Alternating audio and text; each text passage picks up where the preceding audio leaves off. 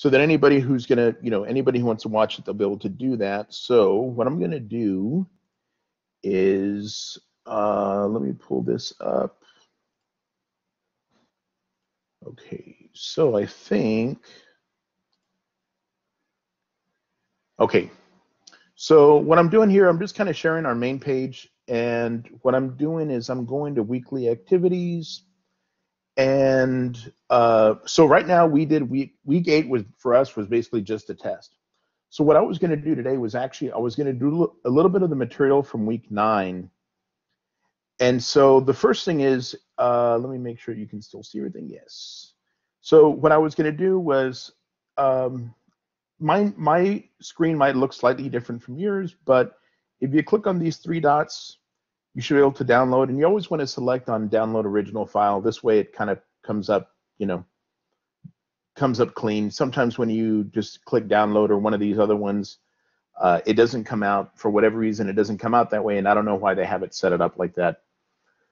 But what I was going to do today was there's 3 sections in chapter 4, and it's 4.1, 4.2, and 4.3. And what I wanted to do this afternoon was I wanted to go through 4.1. I should be able to get it done in the time that we have.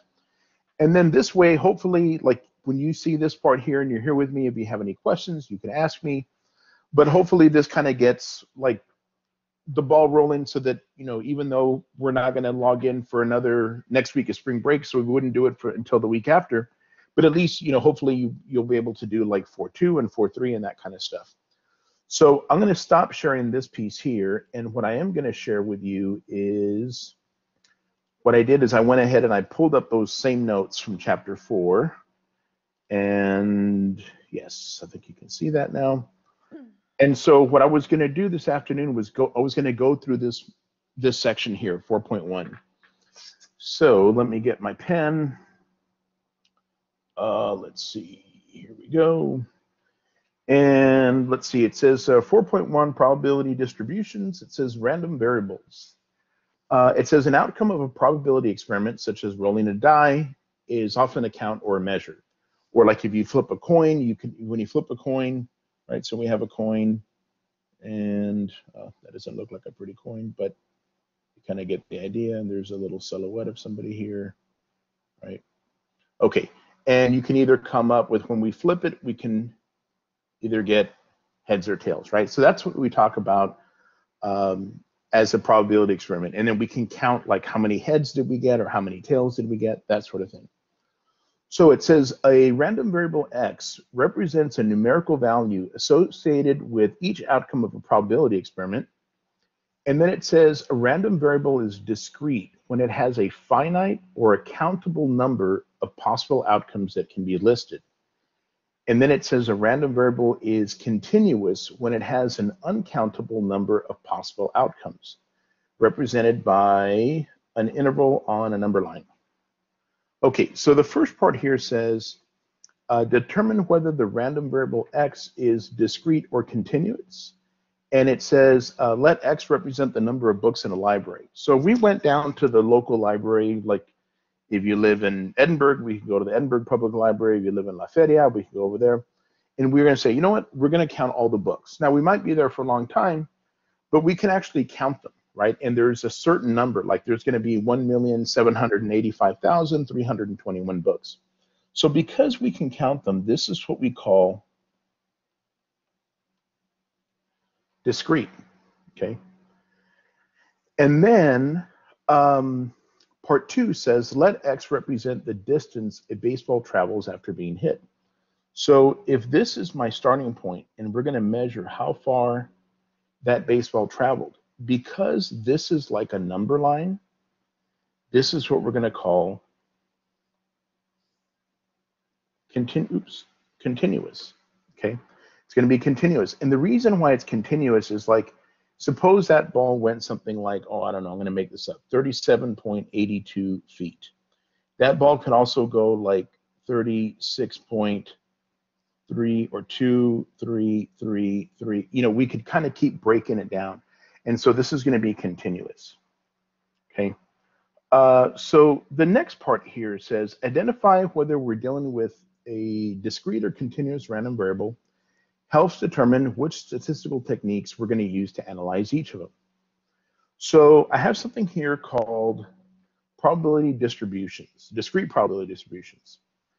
And it says a discrete probability distribution lists each possible value the random variable can assume, and together with its probability, and it has to satisfy the following conditions.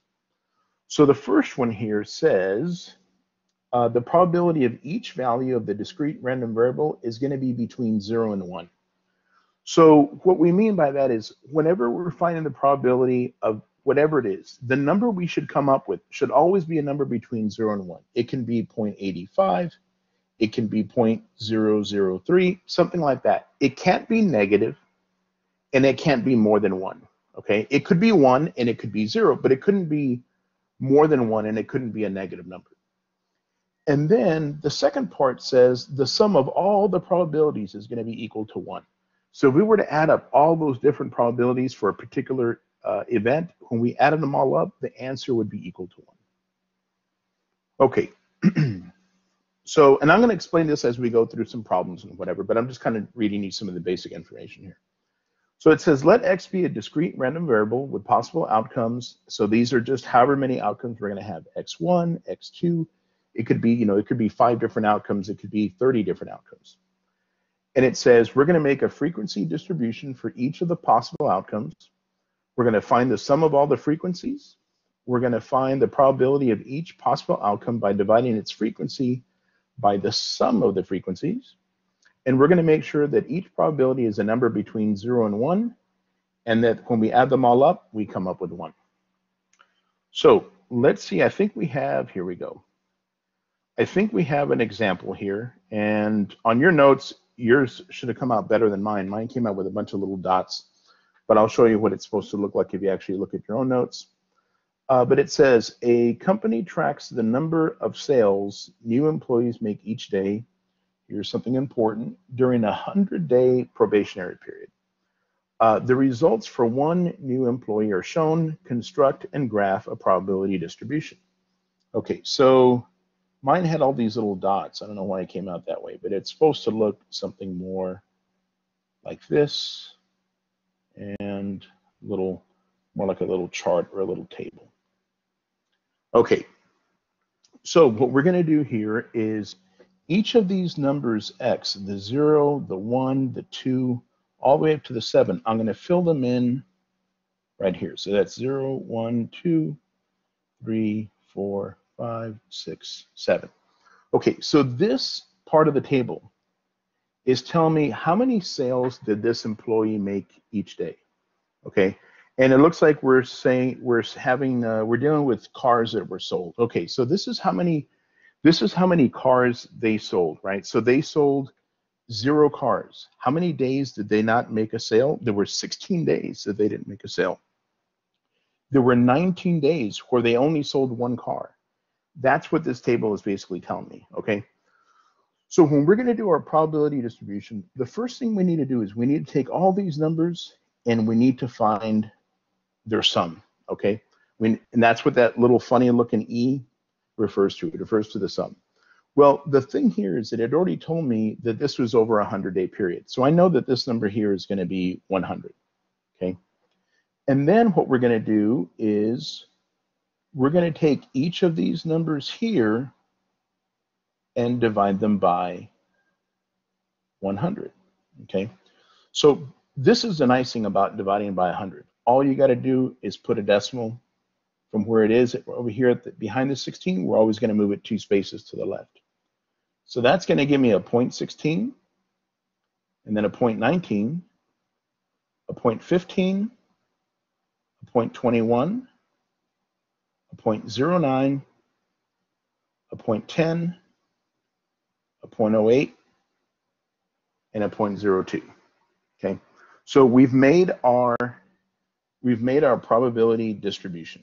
Okay, now that we've made this probability distribution, we can answer some of these questions.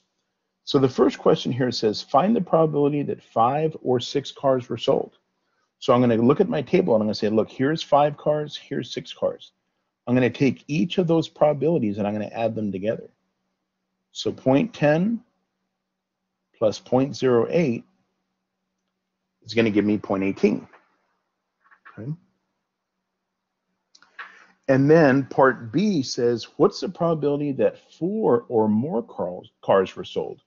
So I'm going to look at this part of the graph, or this part of my table, and I'm going to add those numbers. So 0.9, or 0.09, I'm sorry, plus 0.10, plus 0.08, plus 0.02, and let me see, that's 10, and that's another 10, that's 20, and 0.9 should give me 0.29. And all I'm doing is just adding those up, okay? And then, let me see if I can get rid of that little circle, yes. And this piece here, okay. And now it says, what about between 3 and 5 inclusive? Inclusive means we're gonna include the 3 and the 5. So I'm gonna look at those 3 numbers there. So we're gonna take 0.21 plus 0.09 plus 0.10, so that's 30, and another 10, that should be 0.40, okay? And then, let's see, part D says, find the probability that at most 3 cars were sold. Okay, so the one thing I really want to look at here is, what does the word at most mean, right? So at most means no more than 3, right? No more than 3 cars. So like if I said, you know what, I want to have at most 3 children. That means I don't want to have 4 kids, I don't want to have 5 kids, I don't want to have 11 kids, right? I want to have either no kids or 1 kid or 2 or maybe 3, but I don't want more than that. So we're going to take the numbers for the first from 0 to 3. So I'm going to take 0.16 and 0.19 and 0.15 and then finally 0.21. And so I'm just going to grab my calculator real quick so that I can do this part here. Okay, so clear 0.16 plus 0.19 plus 0.15 plus and 0.21, and this is giving me 0.71. Okay, so let's see. So Erica, so far am I making any sense as I'm going through this here? Am I doing okay? Are you able to kind of, yeah, we're good so far? Okay, excellent, perfect. Okay, so then I'm gonna kind of scroll up to this part here, and I'm gonna look at the next part here, and it says, determine the required value of the missing probability to make the distribution a discrete probability distribution. Okay, so one of the things that we said is that when we take our probabilities, all these numbers here always have to add up to the number 1. So if you notice, we're missing a number here, right? So what we're going to do is we're going to say, look, let's add these 3 here. So let's add 0.21 and 0.43 and 0.12. So let's see, 1 and 3 is 4, and another 2 is 6. 2 and 4 is 6, and 1 more is 7. So now I'm going to take 1 and I'm going to subtract 0.76, right? So I'm going to go 1 minus 0.76. And if you think about this, you can think about this in terms of money. Think about that as $1. So if I have $1 and I give away 76 cents, we should be left with 0.24. And so that's going to be the number that we're going to put right there. That'll be the number that I'm left with, right? Okay, so that's how I do that part, right? And then remember we said all these numbers here, when we add them up, these numbers should always add up to the number 1. Okay, so let's take a look at the next one. And here it says, determine whether the distribution is a discrete probability distribution. Okay, so the first thing I'm going to do, I'm going to start adding these numbers. So 10 and 20 is 30, and another 30 is 60, and another 20 is 80, and another 10 is 100, so that would be like this, 1.00, so this one definitely is, okay? And then when I look at the second one, the first thing I notice about the second one is this guy right here. Remember we said each of those probabilities, right? whatever my number is here, whether it's a 0, 1, 2, 3, or 4, those numbers always have to be between 0 and 1. So they can't be more than 1, and they can't be negative, and this guy right here is negative, so this one is not a discrete probability distribution. Okay, and then for the last one, I'm going to go about the same way, right? So we're going to take 0.09, 0.21, 0.40, 0.21, 0.09. So let's see, that's going to give me 10, and that's going to give me another 10, so that's going to give me 20. So 2 and 2 is 4, and another 4 is 8, and another 2 is 10. So yeah, so this one here also checks out, okay? And so that's all we really have to do to figure out if these things are probability distributions. So the one thing I want to point out, like these problems right here in particular, I took these directly from my math lab, or my lab in mastering. It used to be called my math lab. So these problems came directly from your homework. What's going to be different on yours? The numbers will be different, but how I solve it will be the same exact way, right? Okay, so let me keep scrolling a little bit more. Okay, and so, oops. So we have something here called, sorry about that, mean, variance, and standard deviation. And it says the mean of a discrete random variable is given by, so it gives me a little bit of a formula here. And it says each value is multiplied by the corresponding probability, and then the products is useful, or added, I'm sorry. This is useful when you're given a probability distribution or one that can be easily created. All right, so what I'm going to do, I'm going to make the same kind of setup that we had before. So like this, like this, like this, like this. I don't know, again, I don't know why mine didn't come out like it was supposed to. And I think we had the numbers 0, 1, 2, 3, 4. I'm going back to the problem that we did earlier. Okay, up to 7. So basically what I'm doing is I'm going to copy this piece over here. 4, 5, 6, and 7. Okay, I know it's a little messy. Okay, and then what I'm going to do is I'm going to put those probabilities that we had. So we had 0.16, 0.19, 0.15. So 0.16,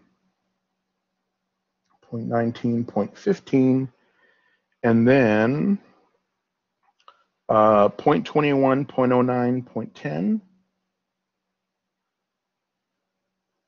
0.21, 0.09, 0.10, and then we had a couple more. What were they? 0.08 and 0.02. Okay, so 0.08 and 0.02. Okay, what I need to do now is I need to take each of these numbers and I need to multiply them straight across. Okay, so 0 times 0.16 is still 0. 1 times 0.19 is still 0.19. 2 times 0.15 should be 0.30. Let's see. 3 times 0.21 should be a 0.63. 4 times 0.09 should be a 0.36. 5 times 0.10 should be a 0.50. And 6 times 0.8 should be a 0.48. I know it got a little messy here. And then 7 times 0.02 should be a 0.14. What I need to do now is I need to add all those numbers up right there. So I'm going to add 0 plus 0.19 plus 0.30 plus 0.63 plus 0.36 plus 0.50 plus 0.48 and plus 0.14. So now let me go ahead and start adding these numbers up. So I have 0 plus 0.19 plus 0.30 plus 0.63 plus 0.36 plus 0.50 plus 0.48 plus 0.14 is, and I'm coming up here with 2.6, okay? So came up with 2.6. And so we're going to figure out, okay, what is that telling us? We were looking for, the mean, here we go, the mean of the discrete random. So let's think about what that means. I'm going to come back to my chart that we had here. So what we were looking at was, remember, there were 16, let me clean this up a little bit.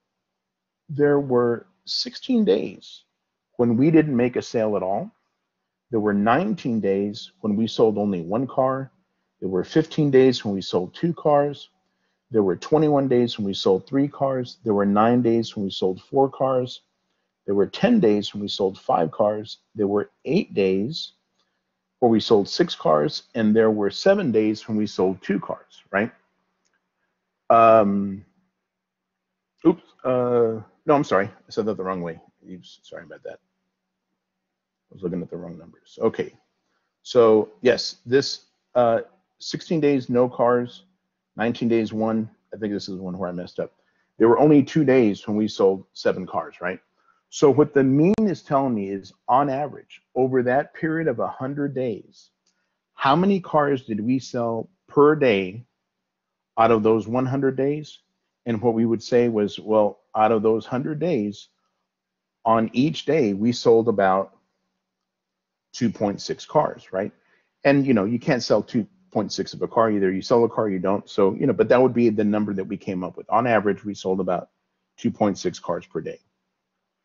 Okay, now, when I'm going to get to this piece right here, instead of me doing all that kind of same work where we had the 0 through 7, right, and we put the 0.19, whatever it happened to be, and then doing all these calculations, we can do this with our calculator, okay?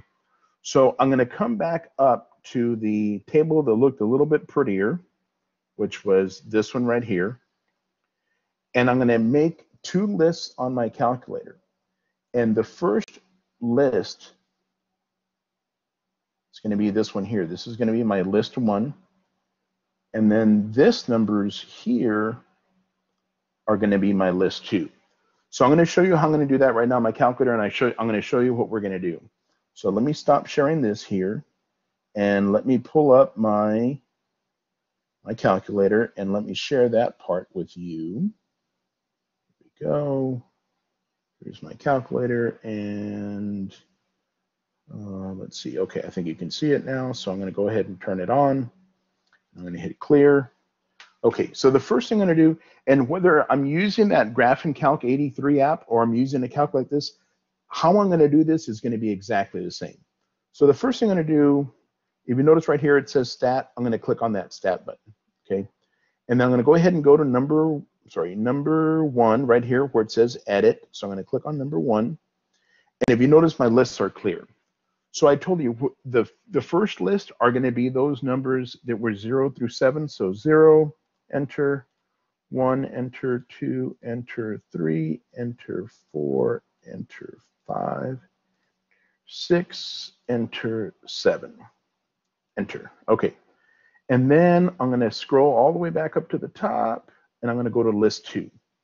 And I'm going to hit enter there. Okay. And the numbers I'm going to put on list 2 were the other numbers that we had, which was a 0.16 was the first one. Oops. Let me go to number 2. What does it say? Let me clear that out. Okay. Here we go. Now, there we go. That should do it now. 0.16. Enter. Perfect. Okay. And then 0.19. Enter. 0.15. Enter. 0.21. Enter. 0.09. Enter. 0.10. Enter. 0.08. Enter, and I think there was one more, 0.02. So 0.02. Enter. Okay, so I got those numbers on my calculator now. And then what I'm going to go ahead and do from here is I'm going to hit my stat button again. So I'm going to come back right here where it says stat. I'm going to click on that one. Okay, and I'm going to go to calculate. And right here where it says number one, if you look up here at the top, number one, it says one variable stats. So I'm going to click on the number one right there. So I'm going to click on number one. Now, if I'm doing this on my app, usually it opens up parentheses for me. On this calculator, it doesn't, so I'm going to put parentheses. And then if you look over here, right above the number one, if you look right there above it, it says L1, and I want to get to that L1. So the way I'm going to get to L1 is I'm going to come over here where it says alpha. So I'm going to click on that, and then I'm going to go ahead and click on that number one.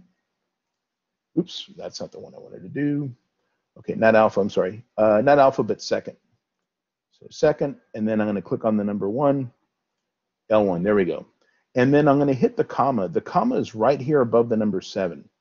So let me click on that comma, and then second again, and then I'm going to click on the number 2 to get L2, and I'm going to close my parentheses, and then I'm going to hit enter, and I'm going to end up with all these numbers here. Okay, so I got a ton of numbers on my screen. I got to figure out which are the ones that I want to use. Okay, so I'm going to come back to my notes, right, what we were dealing with here. And let me get to the notes. Here we go. Okay. All right. So let me come back to the problem that we were dealing with. Here we go. Okay, so there's two things that we were trying to find here. We were trying to find our variance, and we're trying to find our standard deviation. So my standard deviation is the little sigma button, the one that looks kind of like a little O. And on the calculator or the calculator app, it looks like this. It has an O with an X to it. So if I pull up that calculator again one more time so that we can see it, let's see. Here we go. And it should come up. Here we go. There we go. If you look right here, there's that little OX. And I'm coming up with 1.9287, right? Now, usually my lab says for our standard deviation, we're going to round to 1 decimal place. So if I'm going to go to 1 decimal place, that would just be 1.9. So I'm going to stop sharing this here, and I'm going to come back to my notes, and I'm going to say, okay, well, the number that we came up with was 1.9. And this is my standard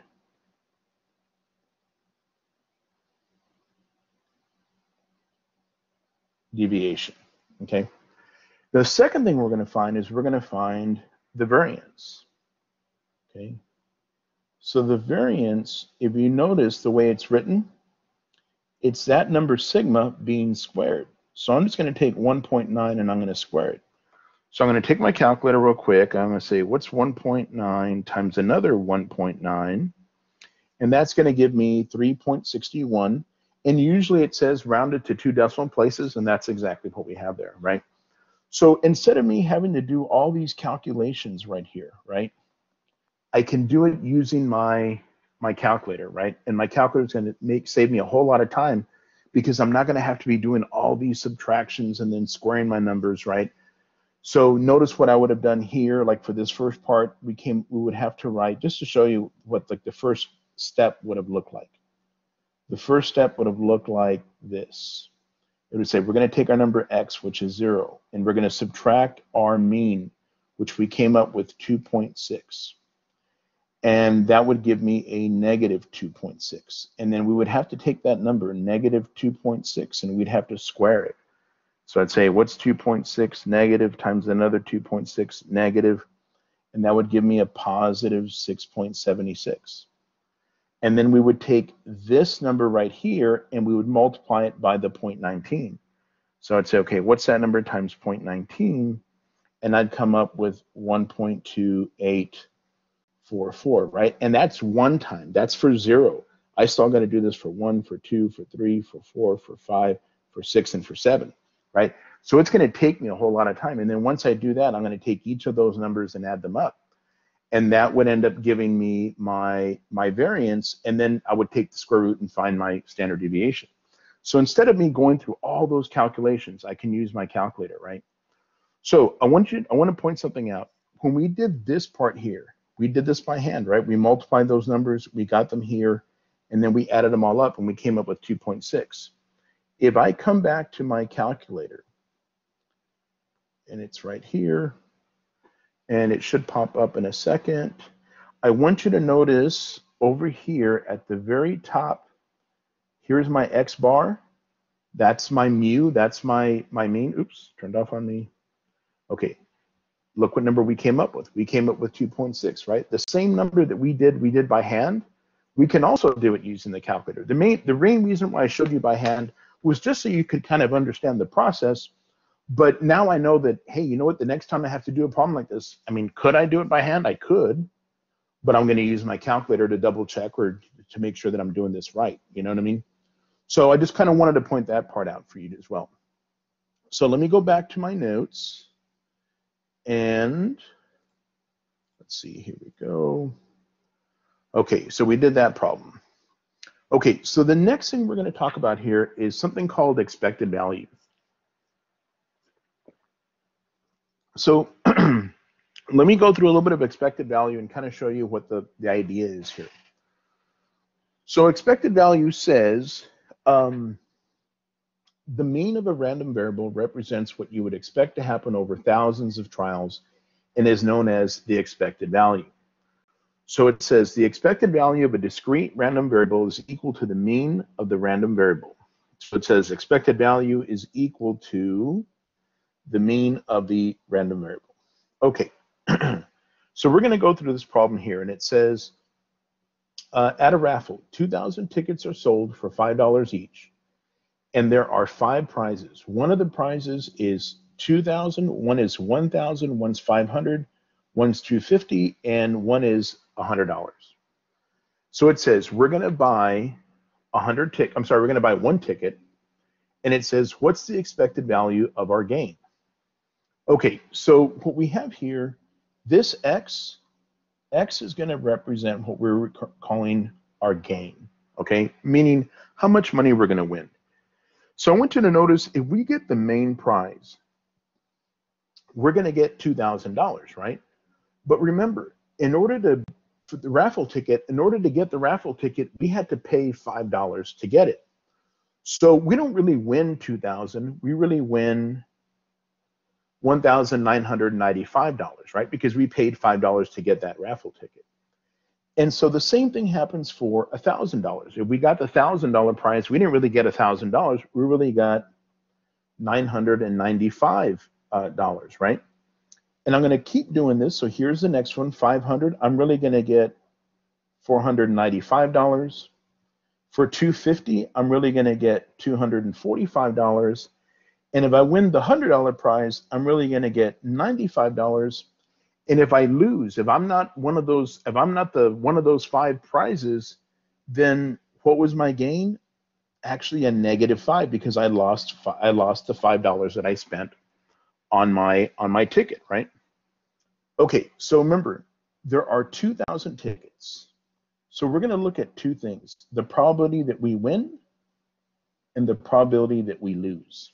Okay, so what's the probability that we're going to win this prize here? Well, there's only 1 ticket that's going to have that $2,000 prize.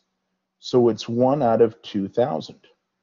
And then there's only 1 ticket out of those 2,000 that's going to win the $995, right? And then there's only 1 ticket that's going to give me that $495 prize. There's 1 ticket out of the 2,000 that's going to give me the $245 dollar prize, and then there is 1 ticket that's going to earn me $95, right? Now the next thing is, what's the probability that we're going to lose? Well, remember, there's 5 prizes. So there's 5 prizes out of 2,000.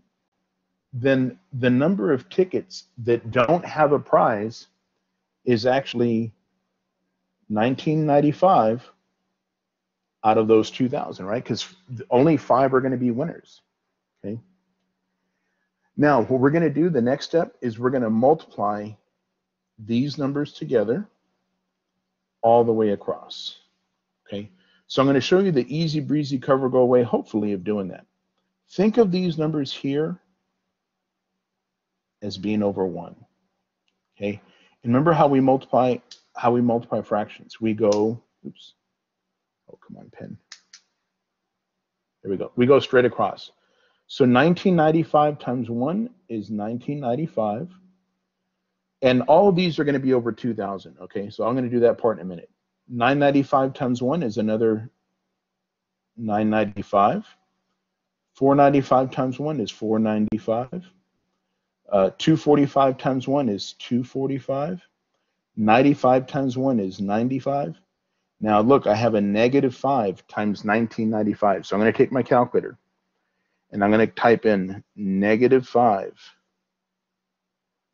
times 1995 is giving me a -9,975. And what I can do is I can add all these numbers up now. Okay. Now remember, each one of these numbers is over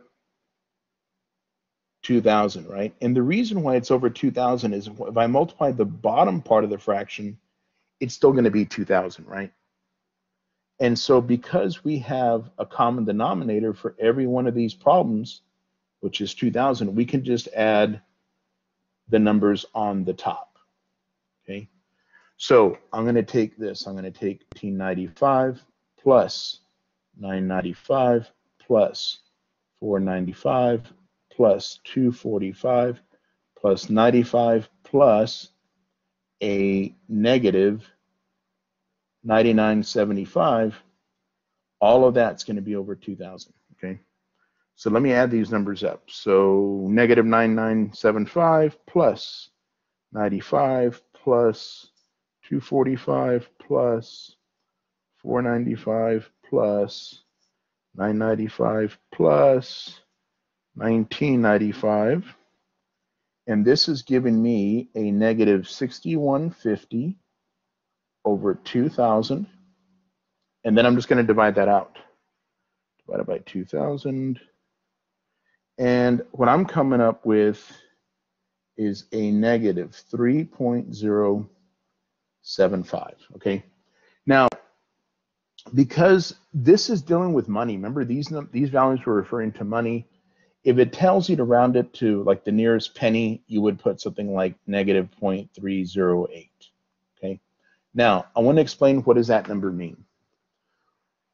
Think about it this way. This is a raffle, one raffle with 2,000 tickets. There's going to be times that you're going to lose, and there's going to be times that you're going to win, right? So you could do this raffle. Suppose they did it 1 month and then they did it the following month. 1 month you could win the $2,000 prize, and the next month you may not win anything at all. The idea is over the long run, if we were to do this raffle suppose there was a raffle every single day for like 5 years, and you were to buy a raffle ticket every single day for 5 years, on average, at the end of those 5 years, you would have lost $3.08 every single time you did this. There's going to be more times when you're going to lose than you are going to win. But I mean, if you win, and if you win big, you're going to get some money, right?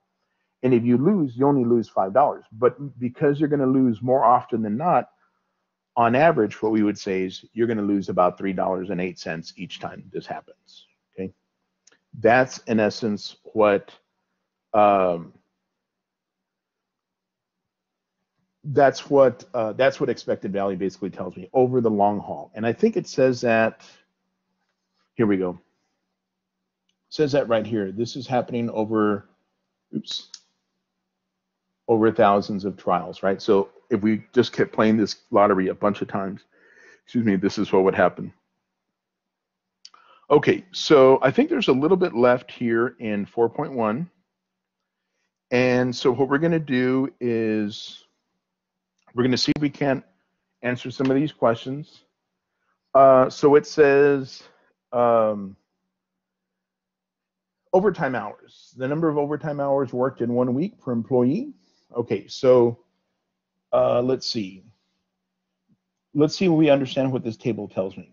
This table says there were 6 employees who did not work overtime. There were 12 employees who worked 1 hour overtime, 29 employees who worked 2 hours overtime, 57 employees who worked 3 hours overtime, 42 who did 4 hours overtime, 30 who did 5 hours of overtime, and 16 who did 6 hours of overtime. Okay, so now we're going to do probability. Because we're going to do probability, what we need to do is we need to find the sum of these numbers, okay? So let me get my calculator and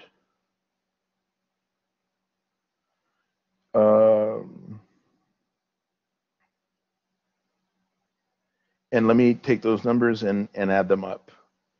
So, okay, so I'm going to take 6 plus 12 plus 29 plus 57 plus 42 plus 30 plus 16, and I'm coming up with 192, okay? Now, what I'm going to do is I'm going to do my probability right here next to it so that I don't have to make a whole new chart, okay?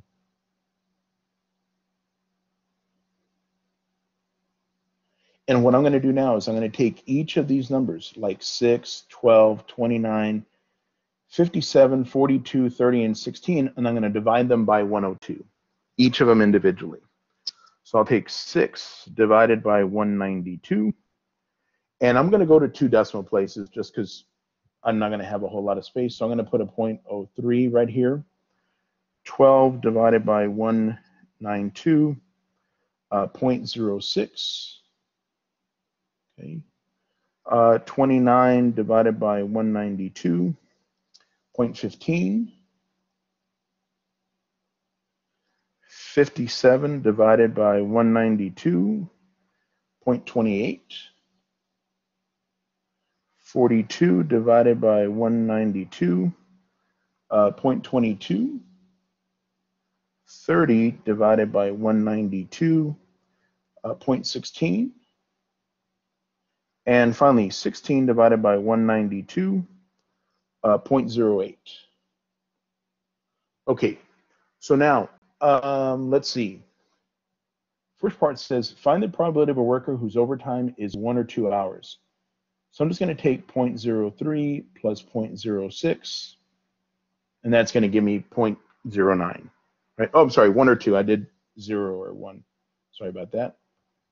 Okay, so we want 1 or 2, which would be this part right here. There's 1 or 2. 0.06 plus 0.15, and that's equal to 0.21. Sorry. Okay, now we want 2 hours or less. So 2 hours or less would actually be the first 3. So 0.03, 0.06, 0.15. So this we said was 21, and 3 is 0.24. Okay. And then part C says between 3 and 6 hours inclusive. So 3 and 6 hours inclusive would be 3, 4, 5, and 6. These right here. Okay. So I want you to notice something. I could take 0.28 and 0.22 and 0.16 and 0.08. I could add all those numbers together. One thing I would just want to do a little reminder is that if I were to take all these numbers and add them all up together, the number that we should get is 1, right?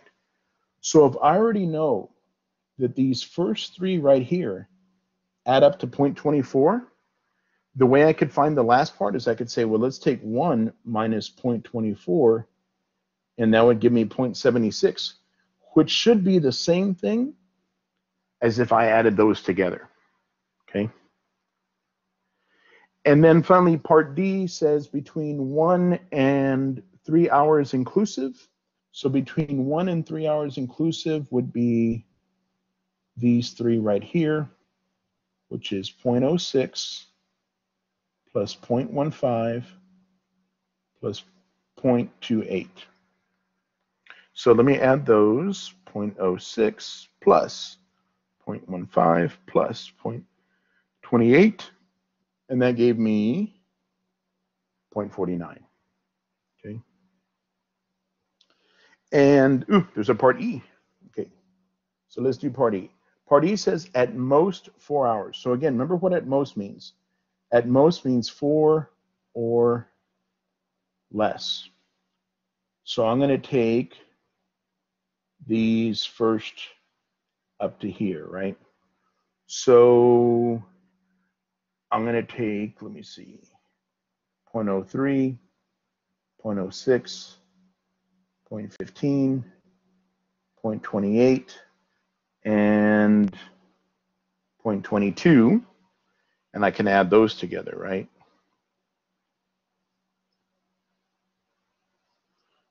0.28 and 0.22, and that gave me a 0.74. There we go. Okay, so let me do this something real quick. Let me stop sharing this real quick. And so far, are we doing okay? Are you able to follow along as I'm kind of going through the problem? Yes. Seems okay? Okay, excellent. Good. So one thing I want to mention, at any time when I'm going through this stuff, if something doesn't make sense, don't be shy, ask me. I'm here to help you, okay? So I want to make sure that you get through this stuff, okay? So I think we have just a little bit more, so let's do that, and then we'll call it a day. But I'm really glad that you were able to sign in today, because I think it's helpful. I think it's and then the other thing is, before yesterday we had never seen each other before, and at least now we kind of have an idea, right, of who we are. Okay, so for this problem here, it says find the mean, the variance, and the standard deviation of the probability distribution. Okay, so what I'm going to do for this problem, I'm going to use my calculator again, like we did a little while ago. And again, you can use that calculator app. It's going to work exactly the same way. This is going to be my list 1, and that second one there is going to be my list 2. And so what I'm going to do is I'm going to get my calculator going so that we can do it to it. So let me see. Let me stop sharing this, and let me pull up the calculator. Here we go. And let me turn it on. Okay, so I'm going to clear this out here.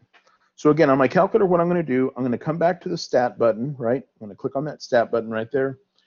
And I want to clear out the list. So I'm going to go to number 1 where it says, because let me see, where is it? Right here. Number 1 says edit. So I'm going to click on the number 1. And I'm going to go all the way to the top. And I'm going to come over here. If you notice my L1 is highlighted, I'm going to click on the button that says clear. So when I click on that and hit enter, if you notice, everything here in L1 has been cleared out.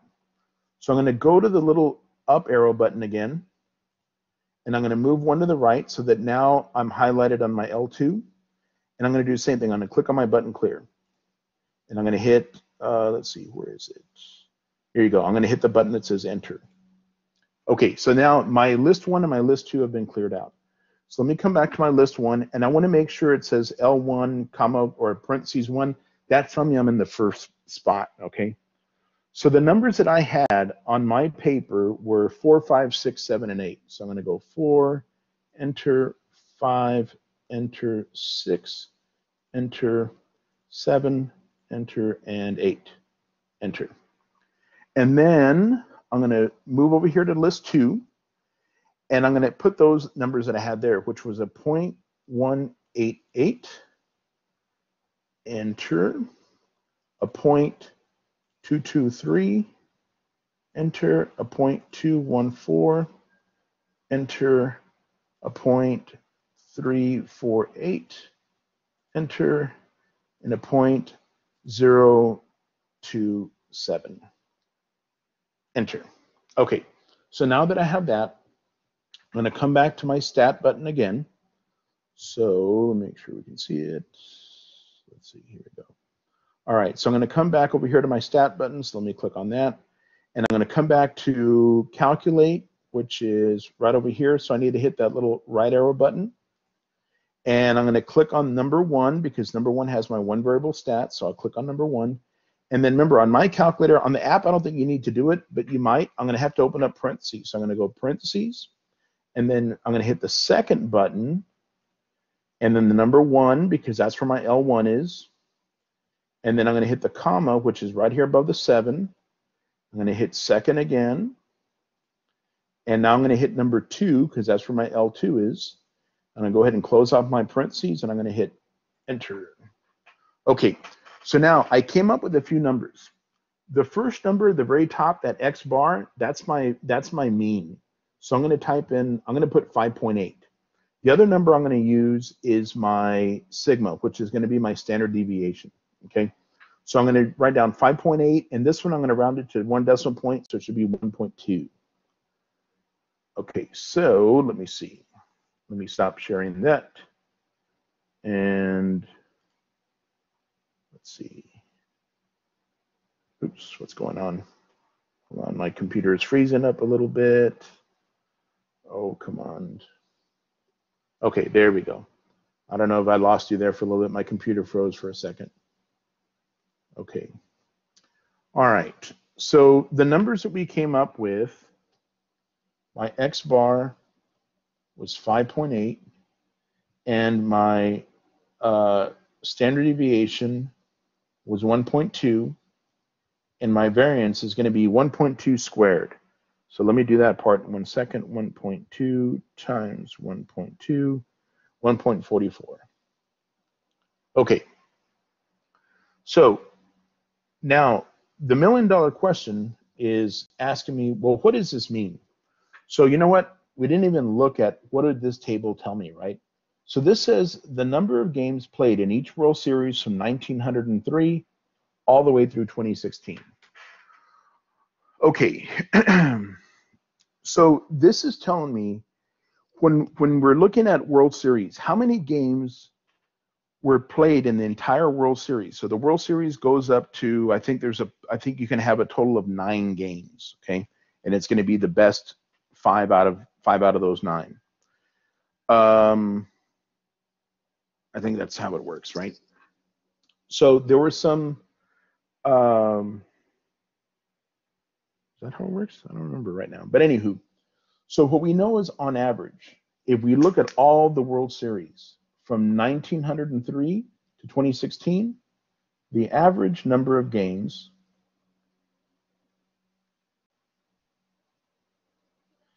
in a World Series was 5.8. Let me see. I'm going to look something up real quick. I think actually World Series is 7 games, and it's the best 4. Why would there be an 8th? I don't know.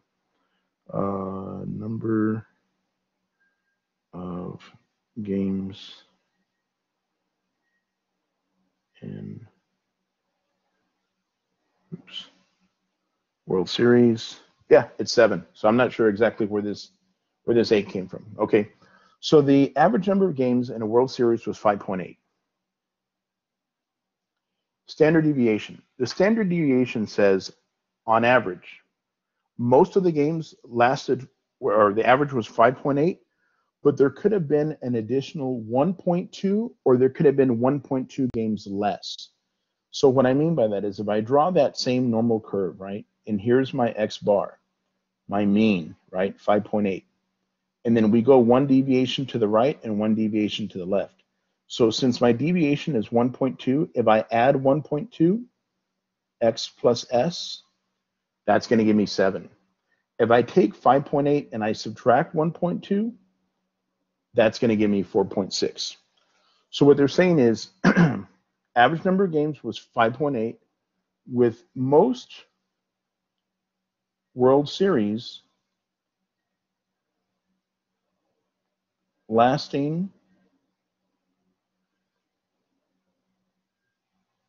between 4.6 and 7 games. 1 deviation to the left and 1 to the right. And that's 4.1 basically talks about. And so when you're doing your homework for 4.1, the problems that we did here this afternoon, these are the same types of problems that you're going to see, okay? So let me stop sharing this, and I'm going to go ahead and let you go simply for the reason that I got another one starting in about 5 minutes, so I want to make sure that I'm ready for them.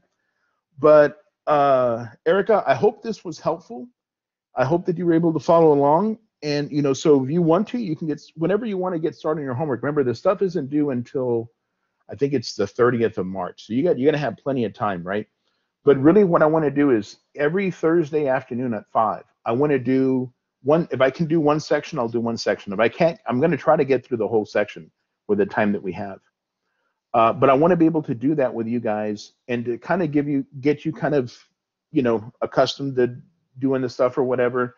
Because I think one of the hardest things really is deciding, hey, when am I going to get started on